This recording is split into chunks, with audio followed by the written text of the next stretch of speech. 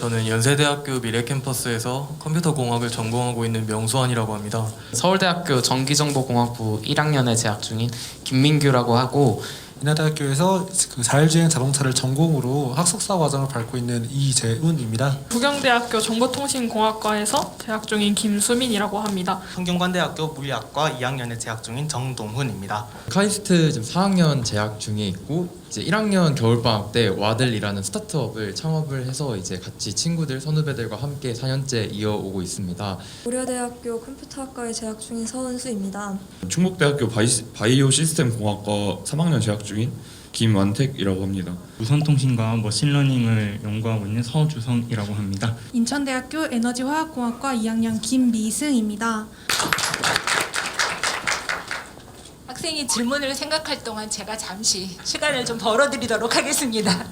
예, 여러분들 지금 이제 짧게 한마디씩 해주셨는데요. 공통점을 발견을 했어요. 뭐냐면 자신이 가진 재능을 활용해서 우리 사회에 기여하고 싶다라는 그런 부분이 공통적인 것 같아요. 우리가 이끌어 나가는 과학기술이 나 자신을 위한 것이 아니라 우리 사회에 도움이 되는 그러한 과학기술로 만들어 나가겠다라는 그런 부분들이 너무 감동적이고요.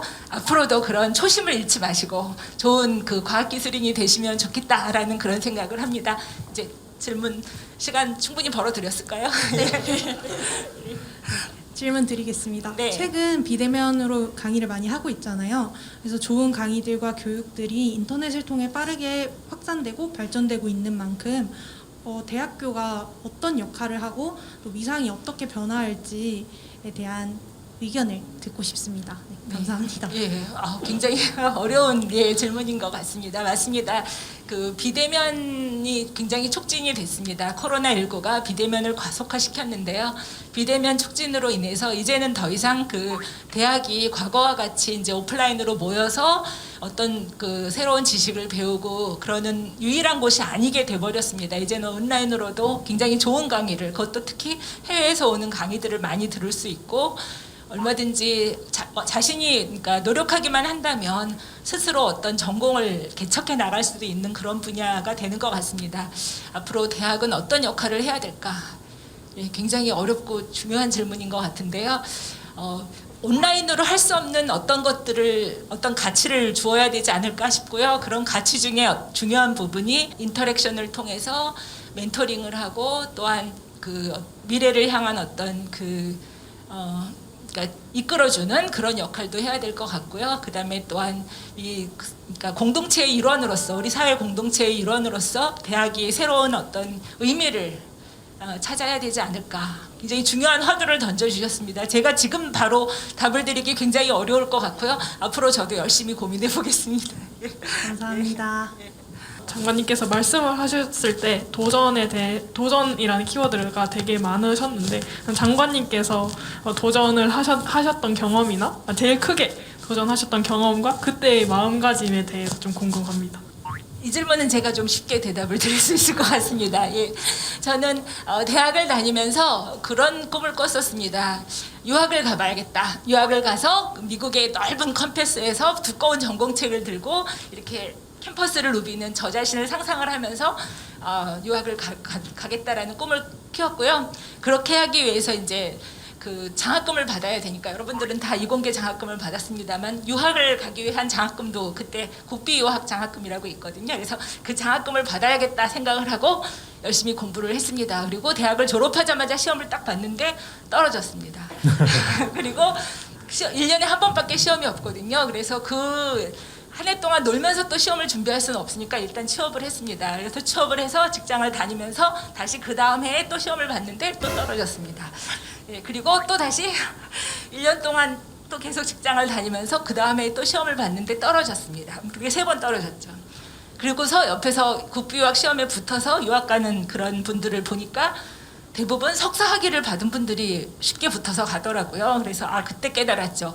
이 시험은 학부만 나온 학생들을 위한 시험이 아니구나. 석사를 받아야겠다라고 생각하고 다니던 직장을 단호히 때려치고 다시 석사를 들어갔습니다. 그래서 학교를 들어가서 이제 석사 학위를 무사히 잘 받고 나온 해에 시험을 다시 봐서 붙었습니다. 그리고 이제 유학을 갔죠. 그래서 외국에 가서 제가 꿈에 그리던 넓은 캠퍼스에서 공부를 했습니다. 했죠. 그래서 저한테는 가장 큰 어떻게 보면 도전과 실패를 경험했던, 대학을 졸업하자마자 도전과 실패를 경험했던 그런 것이었고요. 그래도 이런 실패를 경험했었기 때문에 이런 자리에 나와서 어떠한 실패를 경험을 했었는지, 그리고 다시 또 성공을 했는지에 대한 어떤 경험을 얘기하는 그런 계기가 되는 것 같습니다. 박수 한번 주셔야 될 것 같습니다, 여러분. 우리 장관님의 큰 또 실패 사례 다음 들어갈게요. 우리 이번엔 서은수 학생. 네. 네, 장관님께서 여성 과학자로서 뭔가 성별 때문에 차별을 받거나 힘들거나 한계를 느끼셨던 그런 경험이 있다면은 조언해 주시기 바랍니다. 네, 그것도 굉장히 좋은 질문이고요. 또 이 질문은 또 제가 또 자신 있게 대답을 드릴 수 있을 것 같습니다. 당연히 저도 공대를 나왔고요. 전기전자 분야의 하나의 이제 제어계측공학과라는 거를 전공을 했습니다. 그래서 가는 곳마다 항상 여자가 거의 저밖에 없거나 어느 조직에 속하든지 그런 경험들을 했는데요. 그럴 때마다 여러 가지 어려움 중에 이제 일단 그 조직의 일원이 되기까지 시간이 좀 걸린다라는 거. 왜냐하면 적응하는데 좀 쉽지 않으니까요. 그래서 조직의 일원이 되기까지 시간이 좀 걸린다라는 거가 어려운 점이었던 것 같고요. 그다음에 다른 사람들한테 이렇게 내 의견이나 이런 거를 막 내세우고 주장하고 할 여건이 마련이 안 된다는 거. 그런 제가 생각하기에 그런 어려움들은 굉장히 사소한 것들이더라고요. 제가 드릴 수 있는 말씀은 훨씬 더 기회가 많다. 어려움보다는 기회가 많습니다. 앞으로 잘 성장하시면 굉장히 좋은 기회를 많이 부여받을 수 있을 것이다 라고 말씀드릴 수 있을 것 같습니다. 네. 지금 교육 분야에서 학령 인구 감소가 가장 큰 이슈 중에 하나잖아요. 그러면 한국장학재단 측에서도 장학금 제도와 관련해서 이러한 학령 인구 감소에 따라서 어떠한 변화가 있어야 될 거라고 생각을 합니다. 그러면 이사장님께서는 이러한 변화에 앞서서 어떠한 제도적인 변화를 계획하고 계신지 궁금합니다. 예, 뭐 굉장히 중요한 질문인데요. 지금 물어보신 게 뭐 장학재단 이사장이 함부로 할 수 있는지는 아닙니다. 어떤 부분은 또 과기정통부와 협의해야 되고, 또 상당한 부분은 교육부나 그 기획재정부와 협의해야 되고, 또 법률 개정이 필요한 사항이 있다는 것을 전제로 말씀을 드리면은 우선 제 경험을 말씀드리면, 제가 대학할 때 고등학교 졸업자의 몇 %가 대학 갔는지가 궁금해서 나중에 역산을 해봤더니 고등학교 졸업자의 8%가 그 당시에 대학을 갔습니다. 근데 지금은 그거에 거의 9배 정도가 대학을 갑니다. 근데 이건 뭘 얘기하냐면은, 지금은 이제 고등학교 졸업자가 가정의 경제적 사정, 개인의 경제적 여건과 무관하게 다 거의 보편적으로 이제 대학을 간다는 것인데, 근데 막상 이제 대학을 가긴 가는데 가니까 굉장히 어려워요. 등록금 내는 것도 어렵고, 또 등록금은 그 사이에 굉장히 많이 올라버렸고, 또 생활비도 사실 굉장히 여러분 아시아처럼 만만치 않습니다. 과거에 비해서 장학 제도가 굉장히 필요해진 거예요. 바로 저는 이런 어떤 시대적 여건 때문에 이제 국가 장학금이 이제 생겼다고 보이는데요. 학생이 줄어들수록 사실은 더 많은 학생들이 대학을 갈 가능성이 있습니다. 왜냐하면 문호가 열려 있으니까. 그렇게 되면은 교내 장학금이든 교회 장학금이든 마찬가지고, 국가 장학금을 더 튼튼히 말하자면 마련을 해가지고 학생들이 경제적 여건과 관계없이 학업에 열중할 수 있도록 이제 그렇게 해야겠다는 생각을 저희가 하고 있고요. 국가 장학금이나 학자금 대출은 약간 보편적 지원입니다. 거의 약간의 차별은 있지만 거의 차별이 없는데, 근데 지금 여러분들이 오늘 받으신 이 대통령 과학 장학금이나 기타 인문 분야나 예체능 분야에도 또 우수 장학금이 있어요. 이렇게 특별히 열심히 하시는 학생들을 위한 좀 특별한 장학금도 더 마련해 가지고, 재능이 있는 학생들은 재능을 더 지원해주고 양성하도록 지원해주고, 재능 여부와 관계없이 모든 우리 대학생들이 학자금 걱정 없이 생활비 걱정 없이 학업을 마칠 수 있도록 지원해 주는 것이 이제 국가의 역할이 아닌가, 이런 생각이 들어서 그 방면으로 노력하고 있고, 사실은 국회의원들도 굉장히 그쪽으로 많이 지원을 해주고 계십니다. 이 과학 분야에서 이제 우리 장학재단이 한 2가지 정도 좀 이렇게 아쉬운 점이 있는데, 하나는 지금 대학원도 지원을 하고 있는데 그 과학 분야의 대학원 지원을 못 하고 있습니다, 장관님. 그래서 이제 말하자면 이제 여러분들은 학부 지원이잖아요. 그래서 과학 분야에서 대학원생을 지원할 수 있으면 굉장히 좋겠다는 생각을 저희가 하고 있고요. 근데 아마 그것은 그 한국장학재단이 결정할 일은 아니고 그 과기정통부 장관님이 결정을 해줘야 될 일이고, 또 하나 좀 관련이 있는 게 지금 여러 분야에서 특별한 장학금이 있고 이 이공계 분야에도 국가 우수 장학생이 있습니다. 이공계 분야에. 그런데 이제 인문 100년 장학금이나 아니면은 예능 체능 쪽의 장학금은 등록금 외에 생활비 지원을 이제 학기당 한 250만 원씩, 200만 원, 250만 원씩 지원을 하니까 학생들이 굉장히 혜택을 봐요. 이공계 분야의 우수 장학금에 생활비 지원이 없습니다. 그러니까 이게 굉장히 좀 어려울 것 같아서 오늘 마침 저도 이 자리에 참석한 김에 우리나라 과학기술 분야, 이공계 분야의 그 전문 인력 양성을 위해서라도 이 분야의 대학원생을 지원해주고 또 이 학부의 그 이공계 우수 국가 장학생들에게 등록금 외에 생활비도 지원할 수 있다면은 훨씬 더 여러분들이 더 큰 혜택을 보지 않겠나. 그래서 마침 제가 저 장관님 뵌 김에 한 말씀 드렸습니다. 네. 지금 말씀 주신 그 대학원 분야 대학원생 장학금 현재 검토 중에 있고요. 앞으로 조만간 좋은 소식이 있지 않을까 싶습니다. 그리고 이공계 분야 우수 장학금에 이제 생활비까지 같이 지원하는 거의 필요성은 저희도 많이 인식하고 있습니다. 앞으로 적극적으로 검토를 해서 좋은 결과가, 그러니까 좋은 정책이 마련될 수 있도록 하겠습니다. 서울대학교 1학년에 재학 중인 김민규라고 하고, 이제 1학년이다 보니까 20살의 청년으로서 참 꿈이 많습니다. 그래서 과학도로서 과학자의 꿈을 가지고 있지만 또 한편으로는 보다 사회와 타인에게 기여하고, 그리고 그렇게 기여함으로써 타인에게 인정받는 것도 중요하다고 생각을 하고 있는데, 그런 의미에서 세 분 모두께 질문을 드리고 싶은 게, 과학 연구로서 보면 제가 좋아하고 가슴이 뛰는 연구 분야가 있고, 또 현재 사회적으로 트렌드에 맞는 뭔가 사회적으로 인정받는 연구 분야가 있을 텐데, 둘 중에 어느 분야를 선택해야 되는 건지 조금 궁금하고, 일반적으로 얘기하면 제가 좋아하는 분야를 해야 되는지 아니면 사람들이 인정해주는 분야를 따라서 해야 되는지, 그 둘 중에 갈등이 최근에 좀 많은 것 같습니다. 예, 저도 학생들한테 그런 질문을 많이 받았었습니다. 저도 이제 대학에 있어서 이제 교수를 하면서 학생들 지도를 여러 번 했었고요. 학생들이 궁금해하는 게 그 질문이 있더라고요. 그래서 그때마다 저는 동일한 대답을 했었는데요.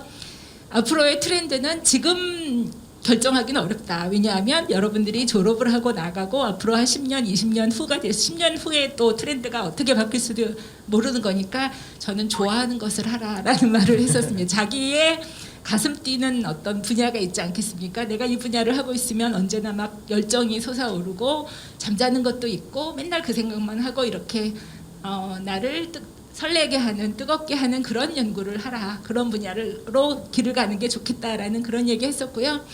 아마 그 생각에는 지금도 변함이 없는 것 같습니다. 네. 여튼 연애를 의무감으로 하나요? 그런 거 아니잖아요. 그 만나지 못하고 사랑하지 못해서 밤을 새고 잠이 안 오고 이게 식욕이 안 날 정도로 좋아할 때 그때 연애하는 거잖아요. 저는 여러분들이 하려고 하는 삶도 바로 그런 거. 도저히 이것을 안 하면은 안 되는 상황. 아마 장관님 답변하고 저는 같을 것 같거든요. 그래서 그 자신의 생각과 몸과 마음이 가는 쪽으로 그렇게 움직이는 게 저는 가장 좋다고 보고요. 그런데 그것이 얼마나 사회생활에서 유익할 거냐 하는 좀 실용적인 이제 고민이 있는 거예요. 그런데 제가 살아오면서 하나 본 게 있어요. 우리가 하는 모든 일은 사회에 다 쓰임새가 있습니다. 예를 들어서 아주 역설적인 게 뭐냐면요. 제가 정치학을 이제 기계공학에서 정치학으로 바꿨을 때 그때 이제 정치학을 할까 말까 망설였는데 그때 그 사회과학 분야에서 여러분들 이제 이공학 하시니까 사회과학은 조금 어두우실 수 있는데 사회과학 분야에서 비인기 종목이 있었어요. 근데 비인기 종목이 교수 되는 데는 정말로 좋았어요. 왜냐하면은 어디나 다 학과마다 교수가 다 필요하는데 비인기 종목에 학생들이 안 가는 거예요. 그래서 어떻게 되냐면은 인기 종목에는 교수 되는데 40살이 넘어야 됐고 비인기 종목은 30살만 돼도 교수가 되는 거예요. 그래서 내가 그 과정을 보면서 세상이라는 게 불필요한 일이 하나도 없고 불필요한 분야가 하나도 없다. 그러니까 예를 들어서 어떤 분야를 하더라도 그 분야에서 최고가 되면은 반드시 그 분야에 길이 생깁니다. 그래서 제가 보기에 그건 아무 걱정하지 마시고요. 아무 걱정하지 마시고 또 사실은 이렇게 살다 보면은 분야가 많이 바뀝니다. 아까 장관님도 잠깐 그 말씀 하셨는데 그리고 설령 바뀌지 않더라도 모든 분야에는 그 분야의 필요성과 여지가 다 있기 때문에 여러분들은 본인의 마음이 내킨 대로 본인의 열정이 이끄는 대로 그렇게 가시면은 저는 아마 후회하지 않을 것 같은데 저 같은 경우는 이번에 과학기술정보통신부에서 좀 가장 큰 이슈 중에 하나인 것 같은데 얼마 전에 한국형 위상학법 시스템인 KPS가 공식적으로 이제 개발이 진행되는 걸로 알고 있습니다. 근데 이와 더불어서 장관님께서는 제역 예측을 전공하지 않으셨습니까?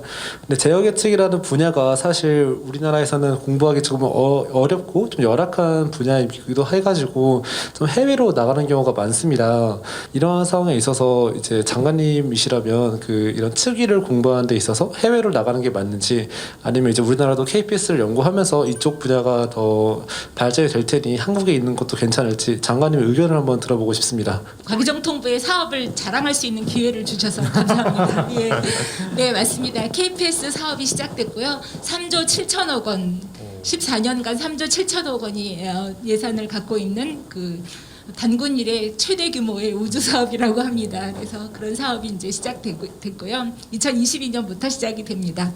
그리고 이러한 분야 그러니까 축이와 또 제역 예측과 관련된 분야의 공부를 위해서 해외에 나가는 것이 좋은지 국내에서 하는 것이 좋은지는 굉장히 여러 가지 고려해야 될 사항들이 있는 것 같은데요. 일단 저는 석사까지는 국내에서 하는 걸 권하고 싶습니다. 왜냐하면 국내에 자신의 뿌리가 될 수 있는 어떤 그런 네트워크 형성이 되는 거거든요. 같은 랩 출신의 선배, 후배, 그다음에 지도 교수님 이런 식의 어떤 뿌리를 좀 만들어 놓는 건 좋을 것 같고요. 그다음에 박사는 이제 한국에서 하느냐 외국에 나가서 하느냐를 좀 선택해 볼 수 있는 부분인데요.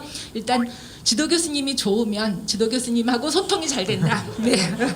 지도 교수님하고 소통도 잘 되고 지도 교수님께서 지도도 잘해 주신다. 그리고 실적도 잘 나오는 것 같다. 이런 뭔가 좀 제반 여건이 좋으면 국내에서 학위를 하고 해외에 포닥을 가는 것도 좋은 방법인 것 같아요. 왜냐하면 박사과정을 해외에 나가기 위해서 건너가야 되는 허들들이 좀 많거든요. 예를 들어 영어 시험도 봐야 되고 어플라이도 해서 어드미션도 받아야 되고 약간의 시간 낭비가 좀 있어요. 그래서 그런 부분들이 있으니까 지도 교수님하고 잘 통하면 지도 교수님이 좋은 분이시면 국내에서 박사학위 하는 것을 추천을 하고요. 그리고 이제 해외로는 포닥을 나가면 되니까 포스트 닥터럴 과정을 나가면 되니까 그때는 큰 허들은 없습니다. 그러니까 그런 걸 권하고요. 그렇지 않고 나는 해외에 나가서 새로운 경험을 좀 일찍부터 하고 싶다. 그럴 때는 이제 해외에 나가는 준비를 하는 것도 괜찮을 것 같습니다. 아까 말씀하신 것처럼 박사 과정을 해외로 나가시는 분도 굉장히 많고 그리고 유학을 마음속에 품고 계신 분도 정말 많은데 아무래도 해외 박사 과정을 하거나 아니면 등록을 할 때 등록금이 좀 많이 비싸서 경제적으로 부담이 되고 또한 생활비도 많이 걱정이 되는 부분이 많습니다. 그래서 아까 전에 대학원에 대한 장학금도 많이 고려해 보신다고 했는데 이런 유학을 나가는 학생들에 대한 장학금이나 이런 것도 혹시 고려해 보실 생각이 있는지 궁금합니다. 네, 아까 말씀드렸던 국비 유학 제도가 여전히 지속이 되고 있고요. 예, 그뿐 아니라 이제 기업체에서도 그런 유학 나가는 학생들을 위한 장학 제도를 많이들 그러니까 하고 있거든요. 그래서 장학금을 찾아보시면 좋을 것 같은데 아마 본인이 원하는 만큼 아주 굉장히 많은 그런 그러니까 TO가 많은 것 같지는 않더라고요. 그래서 좀 더 앞으로도 우리 과기정통부에서도 이공계 학생이 유학을 나갈 때 장학금을 받을 수 있는 제도를 좀 더 마련해 보도록 하겠습니다. 저 같은 경우는 이제 스타트업을 운영하고 있는데 조금 민감한 질문일 수도 있겠지만 올해 이제 한 서너 명의 팀원들을 떠나 보냈는데 공통점이 이제 올해 또는 내년에 군대를 가야 돼서 이제 많이 떠나게 됐어요. 특히 이제 올해 확정이 된 내용이 내년부터 이제 현역 이제 산업 병특도 이제 없어진다라고 발표가 나면서 이제 특히 올해 9월에서 10월에 많은 팀원들을 잃게 되었는데 여러 가지 지금 이제 앞서 질문해 주셨던 것처럼 이제 인구도 많이 줄고 있고 여러 가지 지금 상황들이 지금 얽혀 있는 상황이지만 이런 다시 병특 제도에 대해서 어떻게 생각을 하고 계신지 그리고 향후에 조금 어떻게 될 가능성이 높을지에 대한 의견이 좀 궁금해서 질문을 드리게 됐습니다. 예, 제가 말씀드리겠는데요. 그 병특 부분은 우리나라 과학기술력을 유지하는 데 있어서 가장 핵심이라고 생각을 하고 있습니다. 그래서 2019년에 그 여러 가지 이제 국방부에서 병역 자원이 줄어들고 있기 때문에 그걸 줄이려고 그랬기는 했었지만 저희가 필요성을 적극적으로 얘기를 해서 일단 석박사 학생들에 대한 병특이 일부 이제 좀 줄긴 했지만 그래도 최대한 저희 선방을 좀 했고요.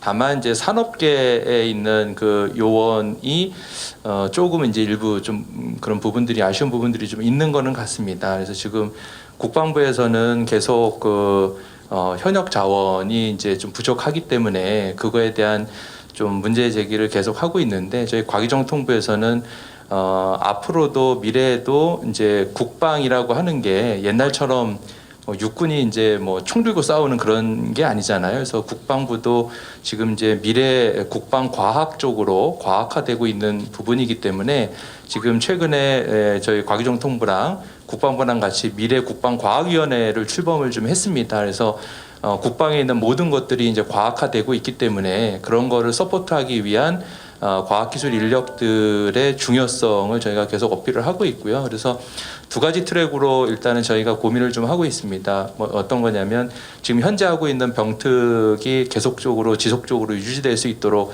하는 부분이 하나가 있고 두 번째로는 국방부에서 하고 있는 그 여러 가지 이제 그 관련 지금은 이제 그 병과가 뭐 인사행정이라든가 뭐 정보 뭐 이런 병과들이 있는데 앞으로는 그런 과학기술 연구나 아니면 뭐 창업을 한다든가 뭐 이런 분과들이 중요해지기 때문에 그런 부분에 대한 포션을 많이 늘리려고 하고 있습니다. 그래서 최근에 저희가 이스라엘 그 탈피오트 제도라고 하는 거를 벤치마킹을 해서 과학기술 전문 사관이라는 제도를 운영을 하고 있습니다. 그 아마 아시겠지만 대학교 다니다가 그 다음에 이제 그 국방과학연구소에서 근무를 하는 그리고 이제 나와서 창업을 한다든가 뭐 이런 것들 하는데 그 이제 학부생만 있었는데 최근에 국방부랑 협의를 해서 석박사 과정생들 트랙도 새롭게 신설하려고 얘기를 좀 하고 있습니다. 그래서 저희 과기정통부에서는 앞으로 국방이 모든 게 과학화되기 때문에 병특뿐만 아니라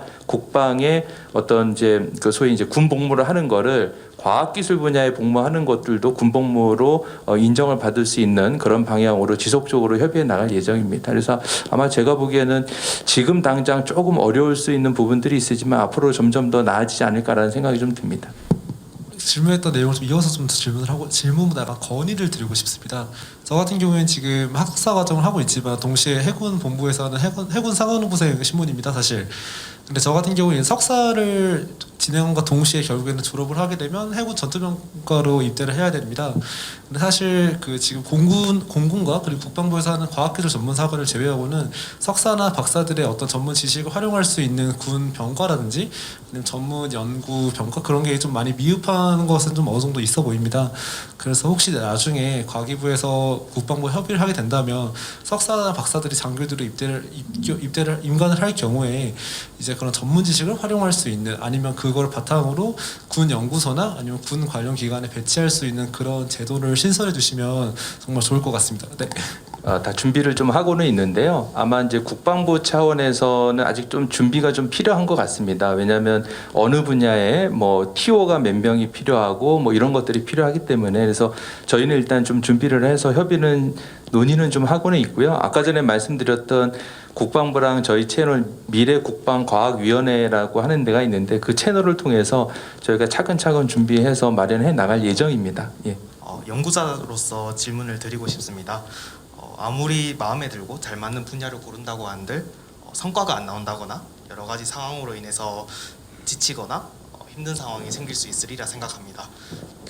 장관님께서 이 자리까지 오셨다는 것은 그런 힘든 을 잘 극복하신 거라고 생각하는데요. 그 원동력이 무엇이었는지 질문드리고 싶습니다.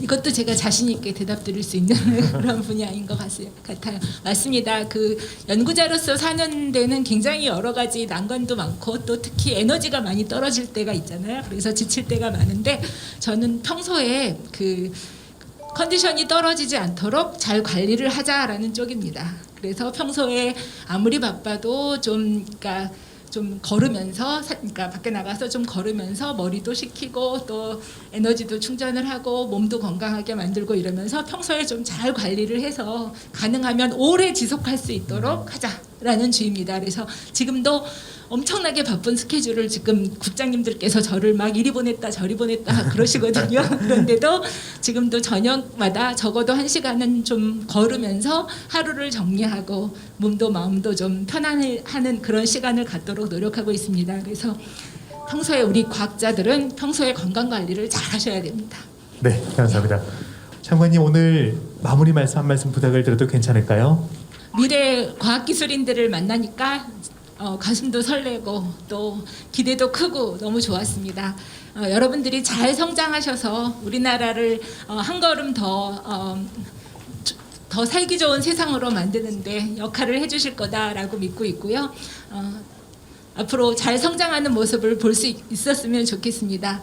오늘 다시 한번 감사드리고 우리 과학자들 화이팅입니다. 화이팅! 네, 화이팅! 박수 부탁드립니다. 자, 그리고 우리 이사장님께서도 저희가 마이크 한번 살짝 전달이 될까요? 네. 이 세상을 살다 보면 이게 균형이라는 생각을 좀 하게 됩니다.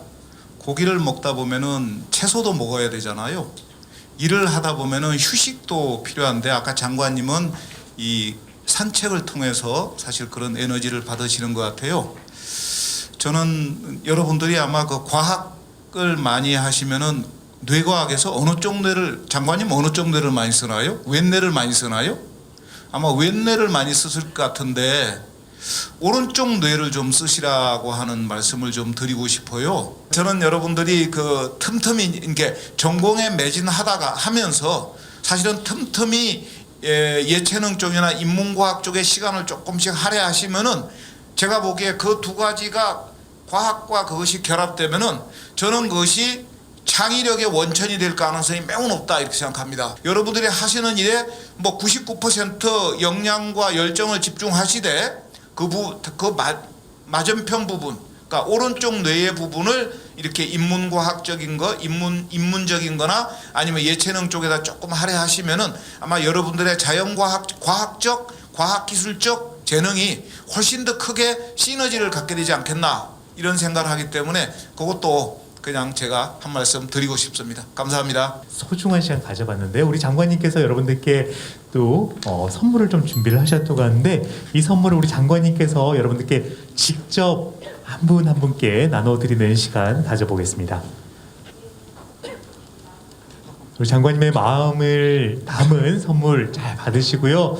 앞으로도 대한민국을 위해서 멋진 연구 또 본인이 하고 싶은 즐거운 연구가 계속해서 이어나가기를 진심으로 기원하도록 하겠습니다.